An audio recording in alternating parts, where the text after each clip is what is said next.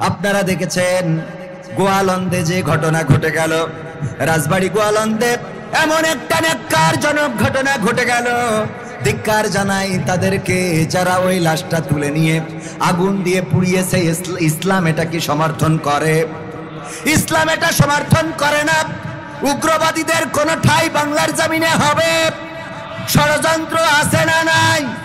ষড়যন্ত্র চলছে, মানুষকে উস্কে দিতে চায়, মানুষকে ফুসলিয়ে ফাসলিয়ে এমন কোন ভুল কাজ করাতে চায় যেই ভুল কাজটা করার পরে আল্লাহর কাছে আল্লাহ তারপরে বেরাজি হয়ে যাবে, আল্লাহর কাছে খারাপ হবে এবং বিশ্বের বুকেও দেখাইতে চায় দেখো বাংলাদেশের তাওহীদি জনতা মানুষ মারা যাওয়ার পরে লাশটাও কবরে থাকতে পারে না। এই ষড়যন্ত্র করেছে না করে নাই? রাজবাড়ীতে যেটা হয়েছে কোন ইসলামী আন্দোলনের কর্মীরা করে নাই। আমি দেখেছি যারা এই কাজ করেছে জিন্সের প্যান্ট পরা আর ইনস্ট্যান্ট পাঞ্জাবি গায়ে দেয়া। যেই ব্যক্তিটা মারা গিয়েছে সে নিজেকে ইমাম মাহদি দাবি করেছে, বলেন নাউজুবিল্লাহ। সে তার কবরটা মক্কার আদলে তৈরি করেছে, সে তার কবরের পাশে নাকি তাওয়াফ করতে বলেছে, সে তার কবরে উঁচু বেদি তৈরি করেছে। যাই করুক না কেন এইগুলো ভেঙে দেয়া যেতে পারে, এইগুলো মাটির সাথে মিশিয়ে দেয়া যেতে পারে। এই কাজগুলো বন্ধ করার জন্য আইন প্রশাসন তাদের কাছে জানানো যেতে পারে, গতানুগতিক ভাবে আন্দোলনও করা যেতে পারে, কিন্তু কোন ব্যক্তির লাশ কবর থেকে তুলে নিয়ে পুরানোর ইখতিয়ার আল্লাহ রাব্বুল আলামিন এবং তার নবী আমাদের শরীয়তে দেয় নাই। দিয়েছে নাকি? সুতরাং এমন খারাপ কাজ কি করা যাবে? যারা করেছে অন্যায় করেছে, অপরাধ করেছে, যেই মানুষটা মারা গেল আল্লাহর কাছে চলে গেল, তার হিসাব নেওয়ার জন্য আল্লাহই যথেষ্ট। বেঁচে থাকতে তাকে কন্ট্রোল করতে পারেন নাই, বেঁচে থাকতে তার কার্যক্রমে বাধা দিতে পারেন নাই, বেঁচে থাকতে তার ওই ভণ্ডের দরবার উঠিয়ে দিতে পারেন নাই। মারা যাওয়ার পরে লাশটারে পুড়াইলেন, যেটা ইসলাম সমর্থন করে না। এমন আবেগী মুসলমান হওয়া যাবে? কথা কয় না হওয়া যাবে?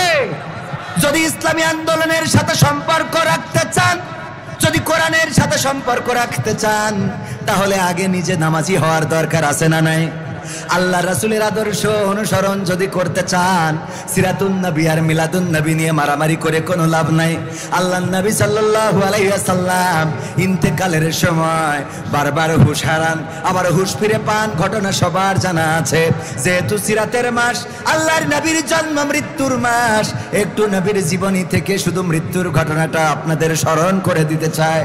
আল্লাহর নবী হুঁশ হারান, আবার হুঁশ ফিরে পান। আম্মা আয়েশা রাদিয়াল্লাহু তাআলা আনহা পাশে বসা আল্লাহর নবীর হুঁশ ফেরার পরে বললেন, ওগো আয়েশা, মসজিদে নববীতে নামাজ হচ্ছে নাকি? আম্মা আয়েশা রাদিয়াল্লাহু তাআলা আনহা বললেন, ওগো নবী, আপনি হুঁশ হারাচ্ছেন আবার হুঁশ ফিরে পাচ্ছেন, এই জন্যে আমার বাবার ইমামতিতে আপনার সাহাবীরা নামাজে দাঁড়িয়ে গিয়েছে, নামাজের ওয়াক্ত বুঝি চলে যায়, এই জন্য নামাজে দাঁড়িয়ে গিয়েছে। আল্লাহর নবী বললেন, আমাকে একটু উঠাও, সোজা করে বসাও, আর আমার মুখটা মসজিদের নববীর দিকে করে দাও। মসজিদে নববীর দিকে আল্লাহর নবীর মুখটা করে দেয়া হলো। আল্লাহর নবী মসজিদে নববীর দিকে অপলক দৃষ্টিতে তাকিয়ে আছেন, আর চোখ থেকে পানি ঝরে পড়তেছে।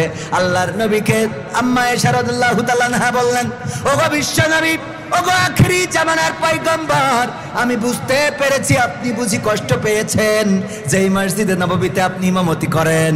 আজকে আপনার অসুস্থতায় আমার বাবা আবু বকর সে ইমামতিতে দাঁড়ানোর কারণে বুঝি আপনি কষ্ট পেয়েছেন। আল্লাহর নবী বললেন, কেন আয়েশা, তোমার এমন মনে হলো কেন? এমন কথা তুমি কেন বললে?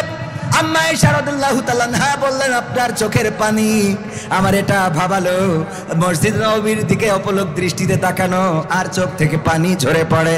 আল্লাহর রাসূল সাল্লাল্লাহু আলাইহি সাল্লাম বললেন, ওগো আয়েশা, তুমি তো আমার মনটা দেখো না, আমার মন পড়তে পারো না, আমার মনে কি বলে এটা তুমি জানো না। ওগো আয়েশা, আমি মসজিদে নববীর দিকে তাকিয়ে আমার মনে পড়ে গেল এই নামাজ কায়েম দেখার জন্য আমি মক্কায় ওই আবু জাহেলের শিকার হয়েছিলাম, আমাকে মেরে রক্তাক্ত করেছে, কপাল ফাটিয়ে দিয়েছে।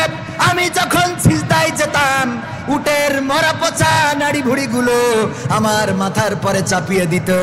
রাতের অন্ধকারে মক্কা ছাড়তে হয়েছে, নিজ জন্মভূমি ছাড়লাম, মাতৃভূমি ছাড়লাম, আমার মদিনা থেকে মক্কায় ঢুকতে দেয় নাই, হুদাইবিয়ার সন্ধি করে ফিরে আসতে হয়েছে।